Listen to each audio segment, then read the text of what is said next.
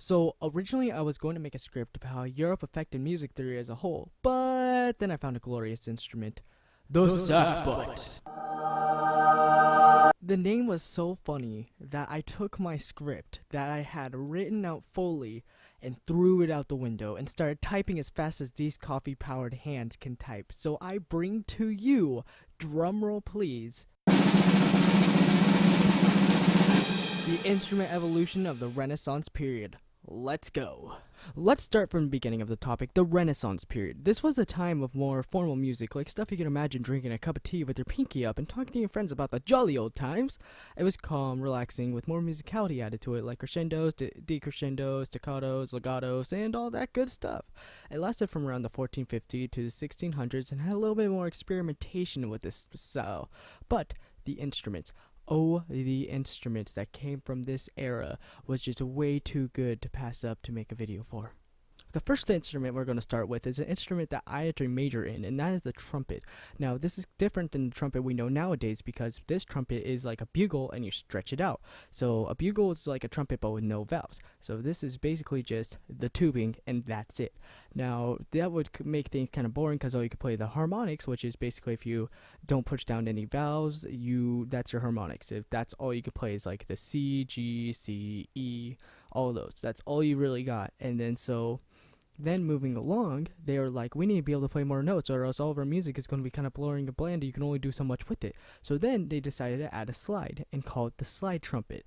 So with the slide trumpet, you could play all the chromatics and all the pitches in between, making all the fanfares and everything else, just be able to have more innovation behind it and make it more interesting. Now what a fanfare is basically like if a king or a queen or like someone of higher power walked in, they would be playing like the or something like that, just like something to like introduce them, be like, this is the king, this is the queen, this is like, this is important, okay, everybody pay attention. So that's kind of what that is. But then later on they decided, you know what, how do we make this even more interesting? And the rule, bigger is better, so they made a bigger version, and that became the Sackbut. Or should I say, the Sackbut. So, for how funny the name is, there's a reason why it's called this. It came from the French word sackbut, which means to push in and to pull out. But later on, they decided that this wasn't the best name or design for it, for it was too much like a trumpet, and also, the name is kind of weird.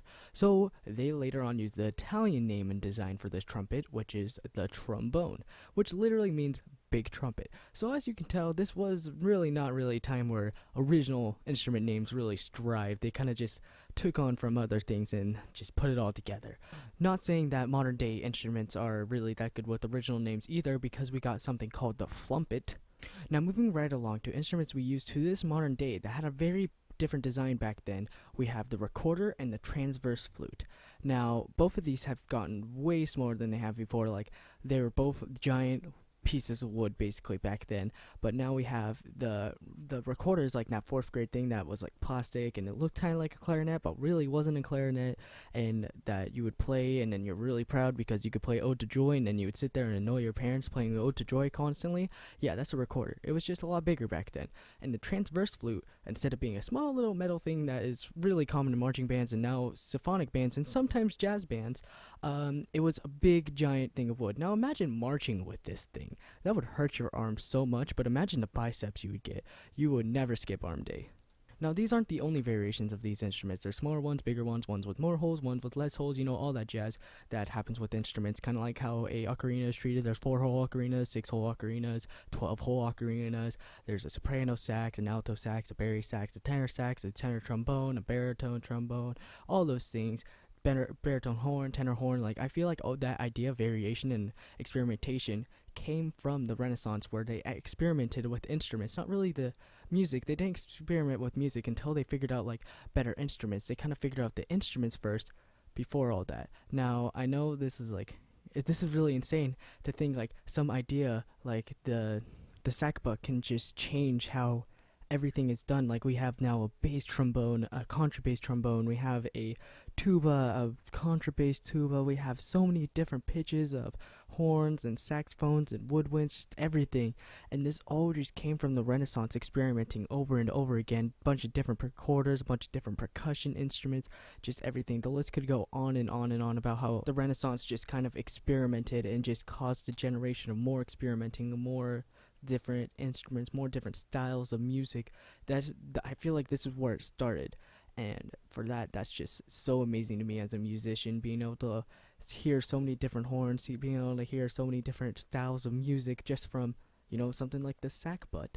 But anyways, that's my views on the evolution of instruments and how it just affected us to this day. And I just hope you all got something out of this, even if it is just the existence of the sackbut. And I hope that you all have an amazing day, and I'll see you all in the next episode. Goodbye.